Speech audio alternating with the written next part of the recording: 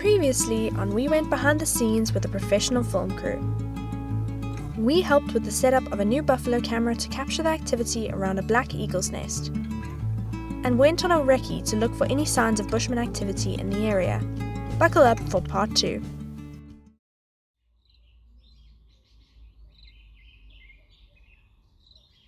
So we've got something really cool planned for today. As you can see, we are still a little bit cold. It is freezing here in the evening. So we heard through the grapevine that we are actually going to be getting involved with filming today. We're actually going to be manning one of the cameras, so we really hope that we do a good enough job. So another aspect of Africa Cries is that they're actually filming a second series on top of the wildlife documentary, and that is the series that we'll be helping with today. But we'll tell you more about that during the course of the day. Let's go get started.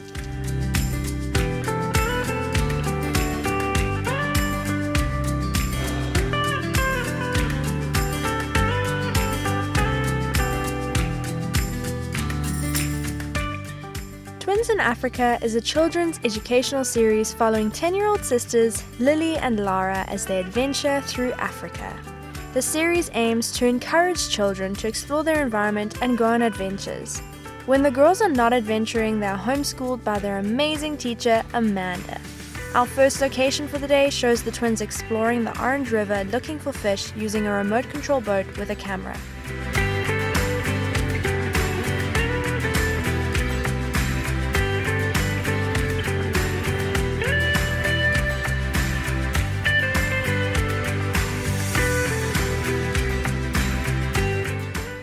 So the girls have been filming using a little electronic boat and driving the boat up and down the river here, and unfortunately the battery on the boat has gone flat and someone has to go fetch it.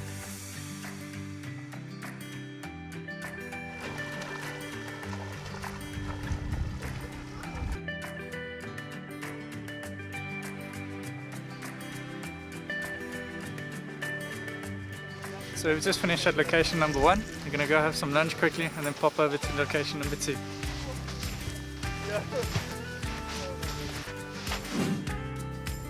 The second location highlights the twins' filming capabilities. We'll be experiencing some filmception. I'll be filming Sarah and Caleb, who will be filming the twins, who will be filming the wildlife. It's pretty awesome that we get to tag along for this game drive.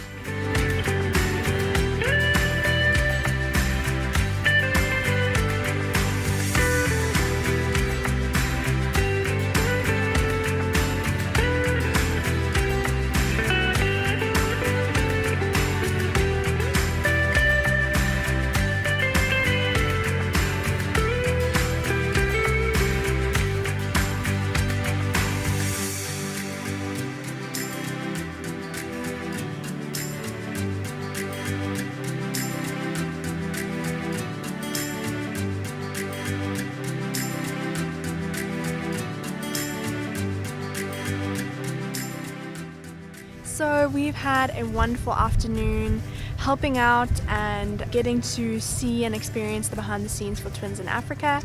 We are currently on our way home, just getting the last few shots. Don't know if you can see Caleb in the background here, getting the last few shots of some sable.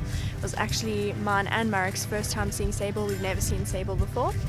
And it was really cool just to experience some of the behind the scenes and being involved, and also experiencing the wildlife side of things, which was really awesome.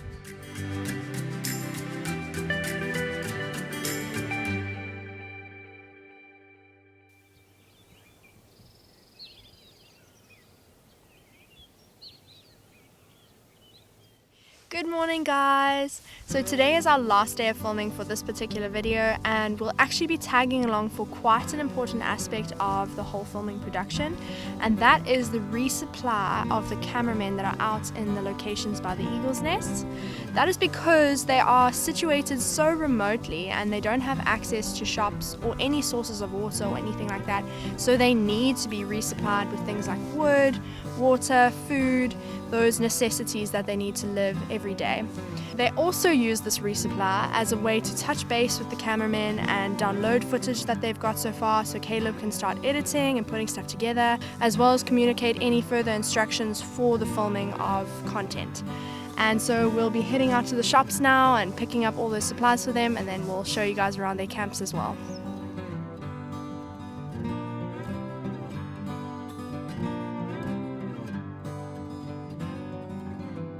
We sat down with Caleb to find out a bit more about how his conventional life has changed since starting this job working out in the bush. Well, everything has completely changed. Like, it's a complete 180 to the lifestyle I was living before. Of course, I was still a cinematographer, I was still an editor, but the hours are different, the location is different, the content is different. The entire experience has been a massive learning curve for me, and I have learned a lot from this entire situation. Of course, filming and editing in the bush is completely different to doing it in your nice, warm, concrete house where you've got warm walls and you've got constant electricity, whereas out here we have our editing vehicle Ingwe, which is just an absolute lifesaver. We're using solar panels for our electricity and everything. But even simple things like waking up in the morning, going to bed, you have to make sure that you've put your solar panels out, and you've got to make sure that your vehicle is facing north so that you get light the entire time.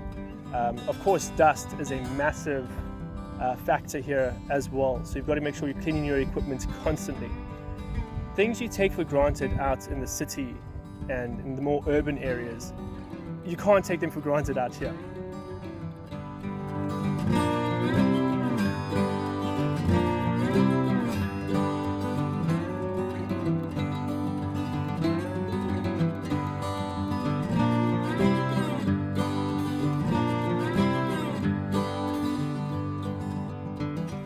Just arrived at the first campsite here. You can see it behind me. Hopefully this gives you a bit of an idea of how remote these guys are. We left the main road and drove for probably about another half an hour before reaching here. And if you take a look, it's literally a tent. That's it. No running water, no electricity. The only power that they get to charge their equipment and all of that sort of stuff is from a solar panel. We'll show that to you guys now. It's actually just hidden behind the tent. We'll just be unpacking some supplies for them that we've just purchased in town. So this right here is these are the solar panels I was talking about. And let's take a look inside the tent, just see what sort of situation they live in.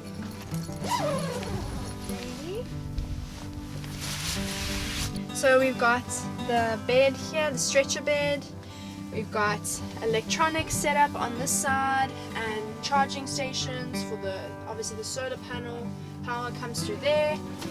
And yeah, pretty spacious as well. But I mean, this is all they've got.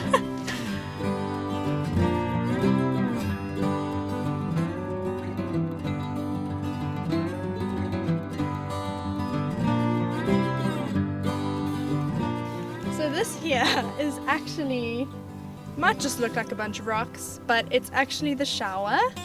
So obviously there's no running water, so the guys literally shower out of a bucket, and they've built themselves these rocks to just protect themselves from the wind, because as soon as you throw water on yourself and a gust of wind comes, it's freezing. And you've got to remember that out here it literally gets to like below zero, so when it comes time to shower, you just need a little bit of protection from the wind.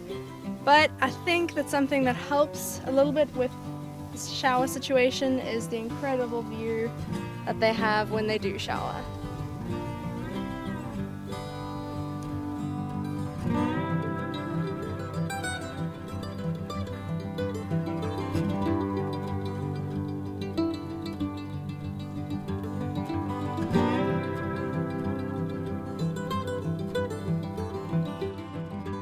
So this is the road that the guys have to walk each and every day to get to the top filming spot. It is so ridiculously steep, and they've honestly been walking it for months now. They just leave us in their dust. Let's go and try and catch up to them. So we've just made it to the top, and it's so beautiful from up here. It honestly feels like you can see the whole of the Northern Cape.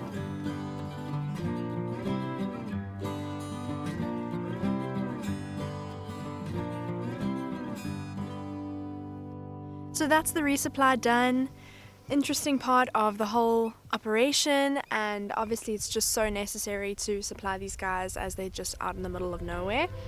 but we want to head back to camp now and show you guys the main lady in charge of the music for the operation.